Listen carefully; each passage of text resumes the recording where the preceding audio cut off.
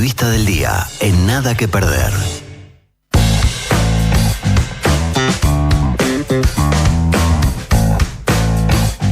...38 pasan de las 8 de la mañana... ...momento de recibir al senador Frente Amplista... ...José Carlos Maía, que ya está con nosotros aquí en el estudio. Muy buenos días, gracias por acompañarnos.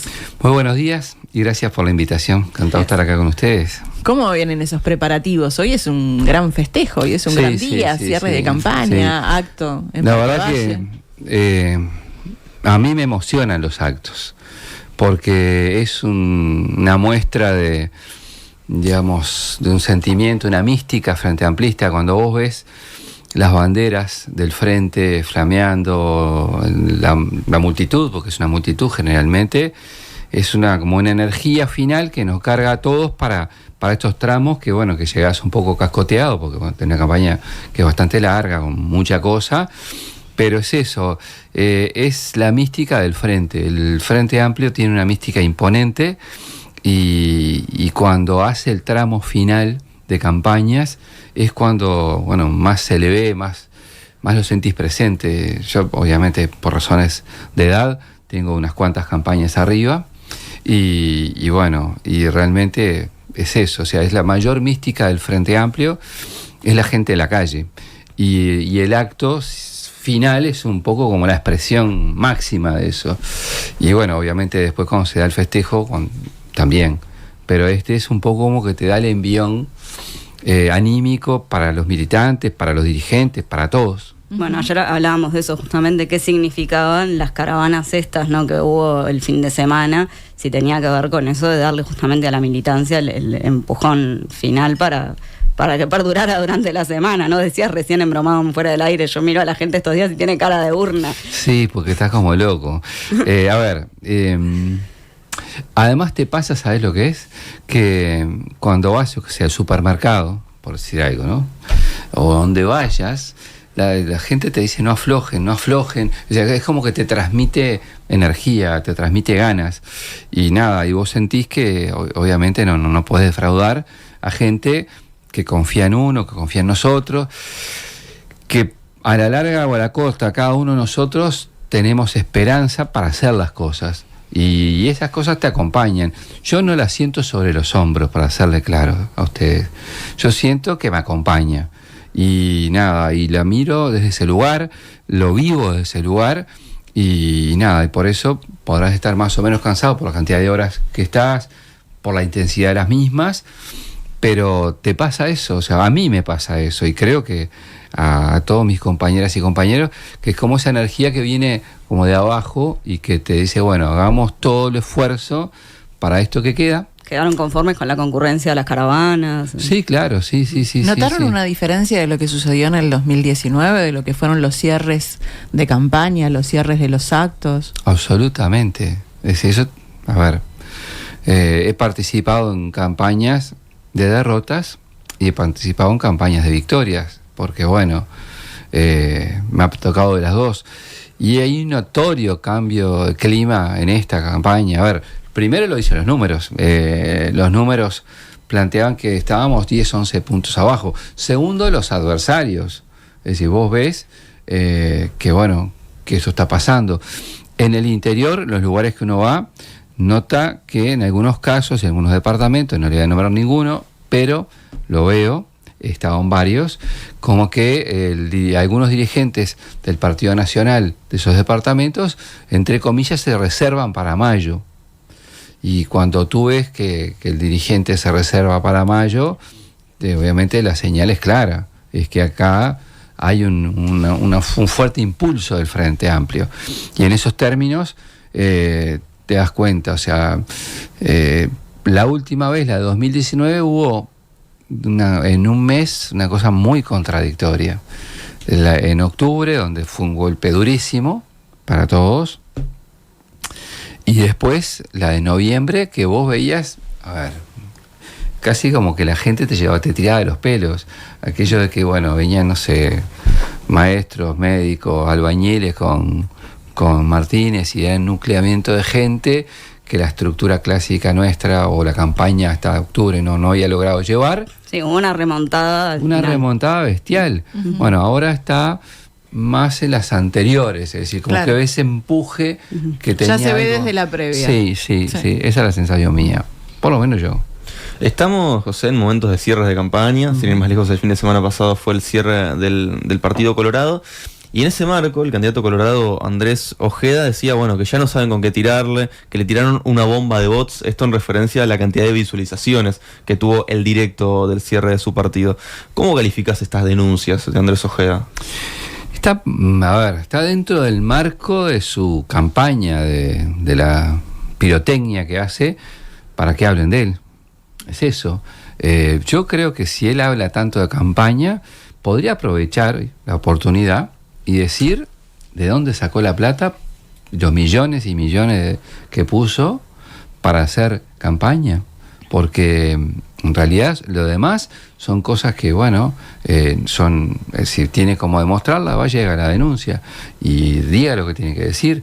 Pero en realidad lo que tiene que decir es un candidato que no ocupaba ningún cargo en el Estado, que votó lo que votó el Partido Colorado, votó lo que votó todo el Partido Colorado, los votos que sacó él en junio, ¿cómo hace para explicarle a la gente de dónde sacó la plata? Entonces, en vez de estar acusando a troche y moche y poniéndose en víctima, dice, mire, yo financié mi campaña con esta plata. Que sea transparente. Para mí, ¿qué es eso? No tiene más vuelta. Y lo demás, son esos fuegos de artificiales que tira para que hablen de él. El objetivo de esta campaña ha sido que hablen de él. Y eso es más viejo que el agujero del mate. Ahora, ¿les preocupa lo que pueda llegar a suceder de acá al domingo? ¿Algo que pueda llegar a enchastrar la cancha de alguna manera? Bueno, yo no lo descarto. Y tenemos que estar bien atentos porque a veces la desesperación es mala consejera.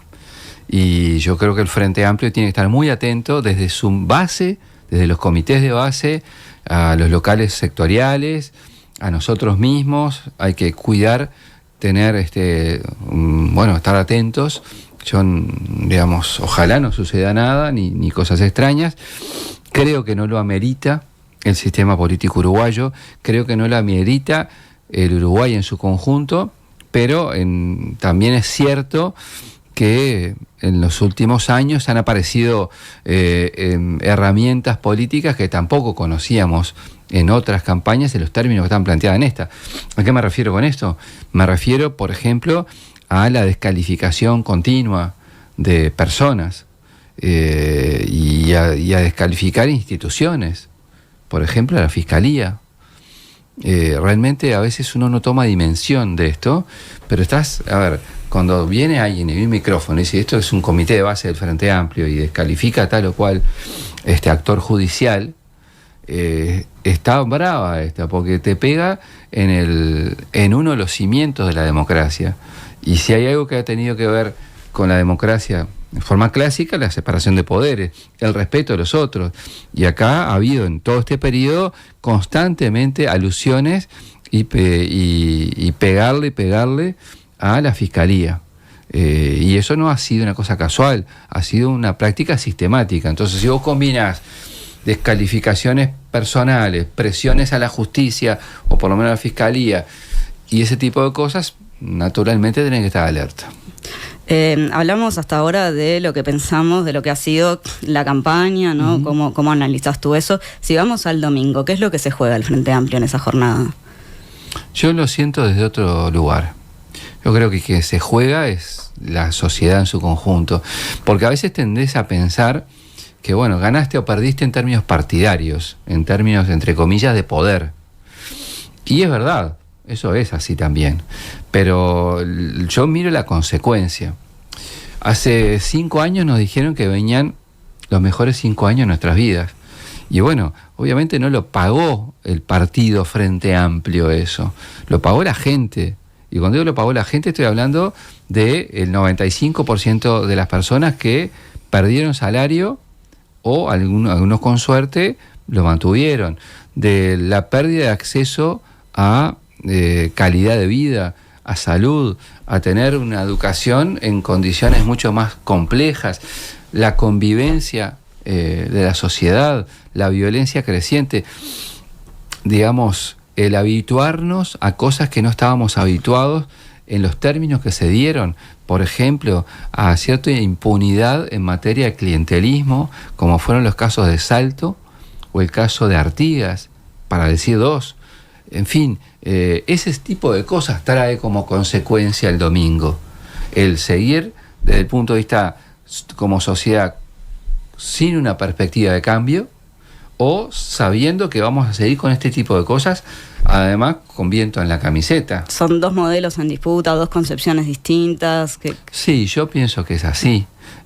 No digo en todos los terrenos, porque hay un punto común, que el Uruguay, como decía Real de Azúa, somos una sociedad amortiguadora en sus libros. Bueno, es así. En parte hay toda una columna de cuestiones comunes que vos podés transitar y tenés, tiene porosidad. ¿Cuál es la columna de cuestiones comunes?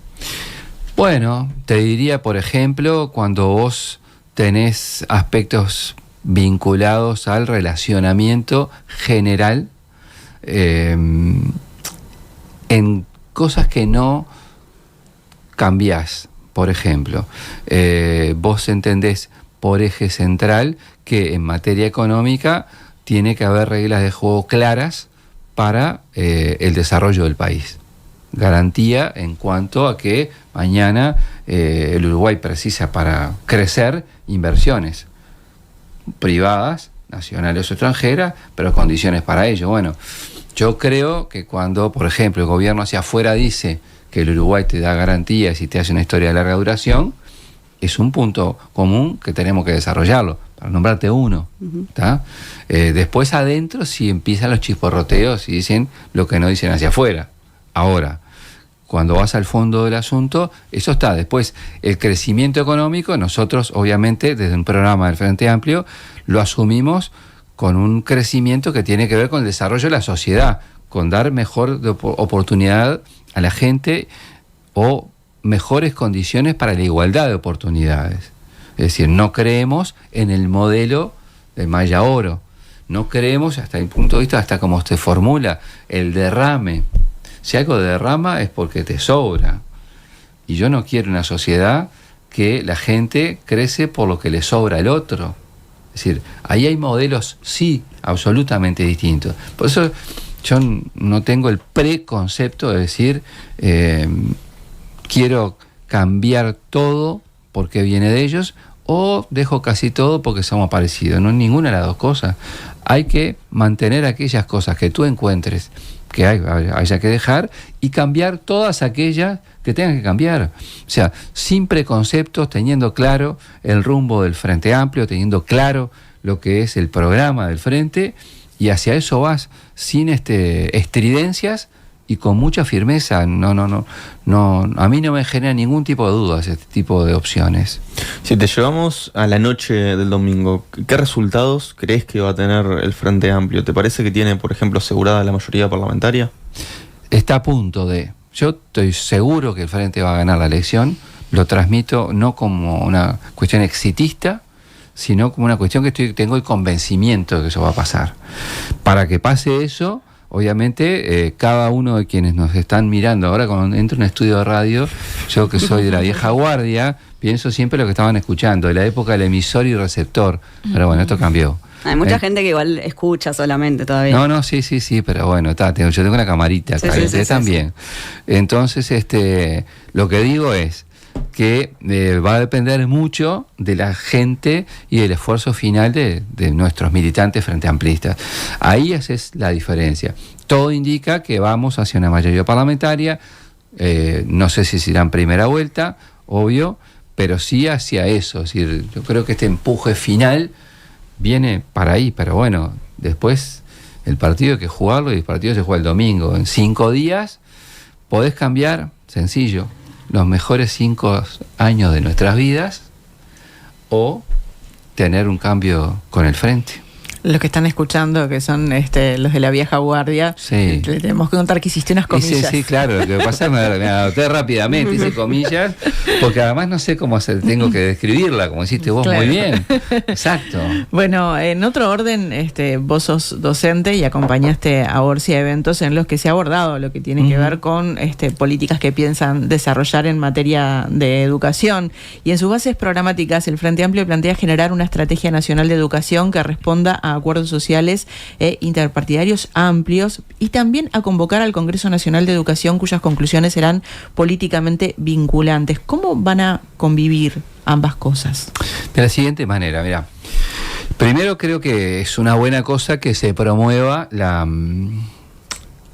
participación. Es decir, que cuando tú hagas cambios en materia de educación, no lo dejes exclusivamente en las cúpulas y que involucres a los actores educativos. Es decir, es imposible llevar adelante un programa, imagínense, a la antigua, una persona frente a una clase que no está convencida y no se siente parte de los contenidos curriculares que lleva adelante. Es decir, yo no digo que los hagan los docentes los planes de estudio. Es decir, la conducción de la educación obviamente está en manos de las políticas públicas de un gobierno. Eso no quiere decir que haga lo que se le cante, que haga las cosas a la espalda de. Tiene que involucrar necesariamente para que el proceso educativo sea sano, creciente, digamos que tenga desarrollo a los actores educativos, a la comunidad educativa, para hacerle más gráfico. En esa concepción hablamos de lograr un impacto nacional, político y social, es decir, que involucre a muchos actores. Esa es la idea central. No ser ambicioso en la cantidad de cosas que acuerdes, pero sí en cuanto a algunos ejes. Y cuando hablamos del Congreso de la Educación, parece una de las cosas, sobre todo, que, entre comillas, asusta a algunos. Yo lo que creo es que primero la participación es básica, el Congreso es parte de las leyes del Uruguay, y tenés a su vez una ANEP que tiene rango constitucional de una autonomía técnica como ningún ente del Estado. Entonces, para mí la clave va a ser actuar y articular la dirección de la ANEP, que tiene el máximo nivel de autonomía dado por la Constitución, y la Constitución está por encima de la ley, con una participación que yo no tengo dudas va a tener una dosis importante de aportes, y eso es lo fundamental. Entonces yo creo que ahí pasa el equilibrio, es decir... Pero la estrategia no surge del Congreso Nacional de Educación. No, la estrategia es global, está en el programa del Frente Amplio, están las dos cosas en el programa. El Congreso es soberano porque no puede estar, vos no podés determinar previamente lo que va a decir.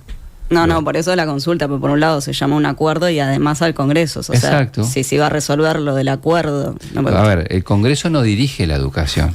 No, dice políticamente vinculante con la autonomía que tiene. Por eso, o sea, por eso hay que tener en cuenta las dos cosas, ¿verdad? Es decir, la ANEP, una vez que tú decidís, y ahí es donde tenemos que tener mucha puntería en quienes van, compañeras o compañeros, a dirigir la ANEP próxima además va a tener la participación de los órdenes docentes, eso ya es un compromiso también del programa. Entonces ahí va a haber también un cambio cualitativo, y de ese lugar obviamente se convoca con el Ministerio de Educación y demás, con un rol importante, al Congreso. Y yo, a ver, le tengo fe a la participación. Yo no creo que tengamos cosas distintas si tenemos los objetivos claros. Es decir, ¿cuáles son los objetivos claros de educación? Para hablar en plata las cosas, ¿no? Para decir, ¿de qué vamos a hablar? Y bueno, yo creo que vamos a hablar de, en primer lugar, focalizar en primera infancia. No me imagino ningún Congreso de Educación, ni ningún actor de gobierno, incluso de oposición, que esté en desacuerdo con focalizar ahí. ¿Qué significa focalizar? Bueno, hasta el gobierno de frente llegaste a la cobertura del 77%. Te queda una franja. Tenés opciones y podés tomarlas. Por ejemplo, ¿cuánto podés acelerar para llegar a universalizar el resto? O ¿cuánto invertís por estudiante? Teniendo en cuenta que además hay un bono demográfico, sabiendo que hay menos nacimientos. O sea, te da otro tipo de proyección. Bueno, ahí trabajas en eso. Segundo, voy a poner pinceladas nomás, ¿no? La otra vez, lo agarro de mote a Florit, sacó un tuit diciendo que el 25% de las niñas y los niños de las escuelas falta clase, que es una montaña. Vos a veces no te das cuenta, no, mirá, en este mes faltó 2 días, el otro mes 2 días, y sumás al final, es una montaña de días. Bueno, 25% de ausencia a las clases regulares es mucho. Entonces, tomate alguna medida, acompañamiento pedagógico, es decir, lográ que asistan más. Y después hay una cosa que yo creo que es clave para todos, desde que está al frente del aula a quien está como estudiante, que es el apoyo multidisciplinario.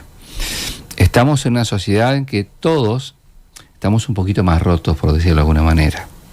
Y a mí que me encanta enseñar historia, ustedes no saben lo que estoy extrañando, no estar en mis aulas, porque me apasiona la clase. Pero sé que cuando alguien entra a un aula, tiene una mochila muy grande, que está dado por la civilización en la que estamos viviendo, por muchas cosas, que hay gente que sabe mucho más que yo, que puede opinar mejor. Pero sé que las historias familiares, las historias de convivencia en barrios, en comunidad, la carga con que llega esa persona, y bueno, es distinta, ha cambiado mucho en los últimos años. Entonces, el apoyo multidisciplinario, psicólogos, educadores sociales y demás, que ya existen, porque no estamos inventando la rueda, hay que profundizarlo, hay que darle más. Lo mismo la Universidad de la Educación, que es para mí un debe histórico del Uruguay. Ojalá podamos lograr esos acuerdos para llegar a eso, y vas a tener que mejorar el apoyo económico. Es decir, para lograr estos objetivos precisa recursos, y la educación es una de las áreas que un gobierno de izquierda tiene que priorizar. ¿Y qué pasaría en un eventual gobierno del Frente Amplio con los cambios que se han implementado en este periodo por la transformación educativa? Bueno, tenés que ir viéndolo, ¿no? Por ejemplo, ahora yo creo que el 1 de marzo asume Yamandú con Carolina. Ahí ya están elegidas las horas de todo. Ya está, se elige ahora nomás. Sí. Es más, he tenido algunas preocupaciones de algunos docentes del BAUSA y del IABA en cuanto al destino de algunos grupos y demás, y estamos siguiendo eso bien de cerca. Pero eso, digamos, ya va a estar en marcha. Yo creo que lo que tenés que hacer es un involucramiento, en este caso vía las ATD, a los docentes, para, bueno, analizar lo que está pasando con la transformación educativa, número 1. Número 2, yo creo que en plan Ceibal, en concreto, hay que aprovechar experiencias positivas, y en eso yo no... Ahí ves, ahí tengo un punto en común que hablamos, que es una buena herramienta. He ido a visitar al plan Ceibal, estuve hace, 3 semanas ahí, analizando cómo está hoy. Y obviamente, aquellas cosas que la transformación educativa que haya que cambiar, se vaya a cambiar. Lo que pasa es que estuvo un problema más que nada de implementación. Y alguna de concepción, por ejemplo, el debate entre el asignaturismo y elegir por competencias, o la otra opción. Digamos, se puso un todo o nada eso. Y bueno, yo creo que tenés que mirar eso sin dogmatismos. Ya el Frente había tenido algunas experiencias en algunas áreas de la ANEP de avanzar en el campo de las competencias. Y no lo puso como un paradigma que, bueno, esto viene a cambiar el mundo y esto es mucho mejor porque con esto cambia esencialmente. No. Bueno, vamos a tener que hablar de los sistemas educativos en cuanto a la evaluación que existe hoy.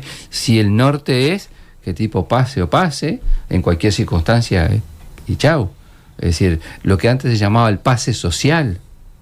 Entonces, lo que tenés que abordarlo es no desde el ángulo de mostrar números, que yo muestro los numeritos y me fue fantástico. No, los números son importantes en cuanto a que los resultados, pero sin esos preconceptos. Sí, cambia la gobernanza, eso, sí. Eso lo establece las bases. Sí, eso va a cambiar. Eso va a ser así. Ya lo anunciamos en el programa de gobierno desde marzo. Creo que eso va a mejorar las posibilidades de los docentes de tener mayor opinión e incidencia. Y ahí, además, me gusta abordar un mote que es fantástico, que de la derecha, cuando dice, bueno, viene el Frente Amplio y mandan los sindicatos. Y entonces yo me acuerdo, por ejemplo, el candidato a vicepresidente del Partido Colorado, Robert Silva, ¿cómo llegó al CODICEN? Llegó con el voto de los docentes, los trabajadores de la ANEP. Fue electo. O sea, por la forma en que el Frente Amplio promovió a través de la ley de educación, se presentaron gente vinculada al sindicato y gente que no. Y en un gobierno del Frente Amplio ganó Robert Silva, que no era del sindicato. Entonces, cuando uno llega con ciertos cuando llega con preconceptos a las cosas, después a veces la vida te sorprende, para bien o para mal. Cuando hablamos del Congreso de Educación, bueno, algunos creen que las cosas van a ir en determinado rumbo. Habrá que ver qué capacidad se tiene de lograr síntesis político-educativa en ese lugar que es para ello. Entonces, porque si hubiese sido tan dirigido en esos términos, bueno, jamás hubiese sido Robert Silva integrante del CODICEN como lo fue. Y lo eligieron trabajadores de la ANEP. Es un poco complejo pensar en lo que va a ser el próximo año en materia educativa, sobre todo para los gurises que se les implementa este cambio ahora, que son los de bachillerato. Yendo a lo que te preguntaba Lucas, ¿no? ¿Cómo va a ser esto? Porque ustedes en supuesto gobierno frente amplista asumirían en marzo, claro, y en marzo comienzan las clases. O sea, van a tener un cambio, una transición, los chiquilines que van a bachillerato, y después ¿qué va a pasar con eso?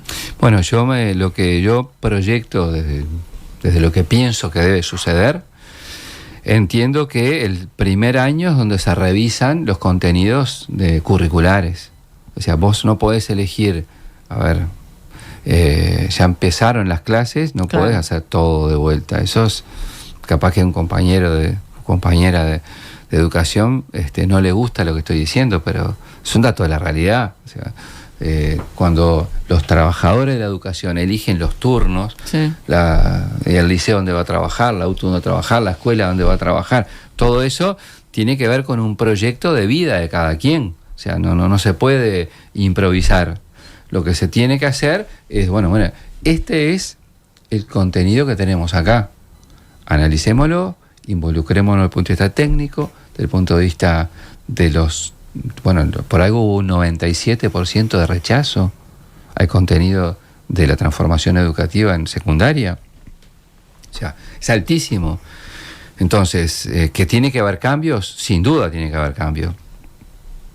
Prefiero no adelantarlos, no porque no tenga yo para decir cosas, pero si parto de la base, que las tengo, si parto de la base que quiero escuchar y que quiero tener en cuenta voces de actores educativos, porque a mí no es lo que más me preocupa del todo eso, preocupándome, A mí lo que más me preocupa del todo más es recuperar la convivencia en los centros educativos.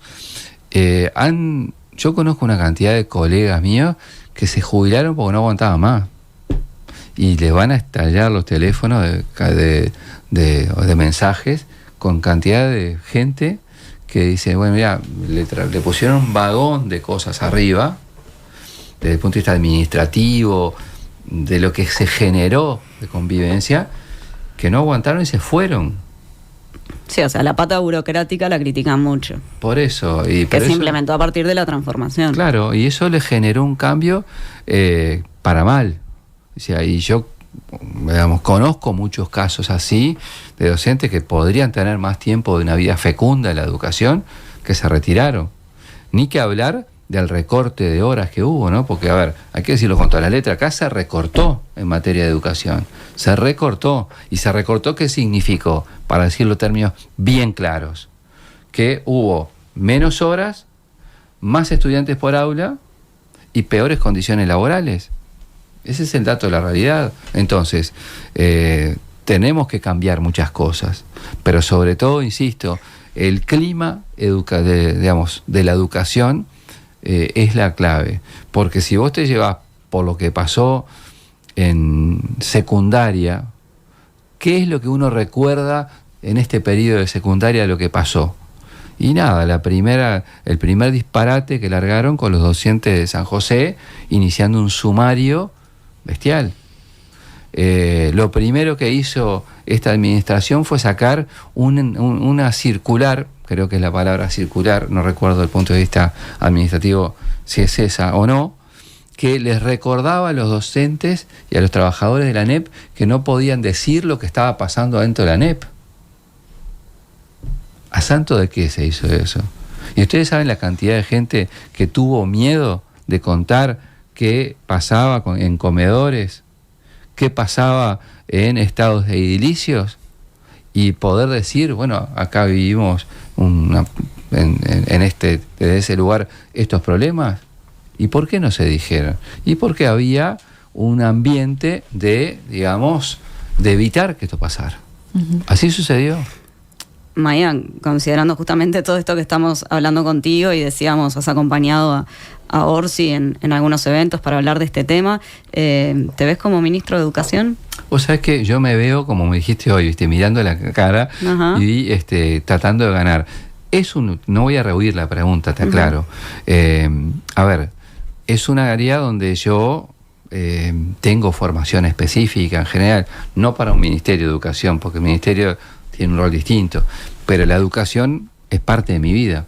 Entonces, no tengo ese planteo hecho, para serte claro. ¿No te lo han planteado en esos términos? No me lo han planteado. ¿Y te gustaría?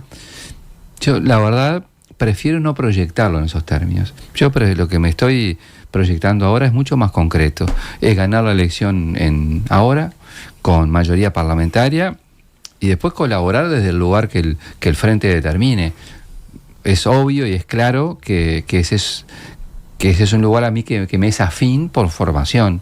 Yo, a ver, lo que nunca me plantearía es ser, yo qué sé, por decirte algo, no sé, ministro de Salud, estar en ACE, tengo nada que ver con eso. Entonces, porque bueno, yo creo que mañana en un equipo de gobierno que sí tenga como principal virtud la articulación política, porque es como todo, saber mucho de algo te ayuda, pero no es la condición, digamos, determinante solo. Es mejor que tú conozcas de la materia, y es lo mejor, pero también la formación política es clave. Bueno, lo que es al revés, no. O sea, si vos no tenés ni idea de las cosas en las que mañana te proyectan, decís no. O sea, dije el ejemplo de Salud porque es lo primero que me vino a la cabeza, ¿no? O sea, y en tal caso, ¿no? Imaginando ese caso, ¿podríamos llegar a pensar que volvieran figuras como Filgueiras, por ejemplo? No. Por lo menos de mi lado, pero no estoy pensando, pero además no estoy pensando, ¿qué querés que te diga? O sea, no me proyecto en esos términos hoy, primero porque no tengo el planteo, segundo, porque no pensé en personas al no tener el planteo. Sí tengo claro que es un área donde hay una serie de compañeros y compañeras que uno los visualiza, pueden aportar. Pero primero tenés que ganar la elección, es como que, no sé, no me lo imagino al revés. Es demasiado para adelante. Sí, claro, yo no me lo planteo en esos términos.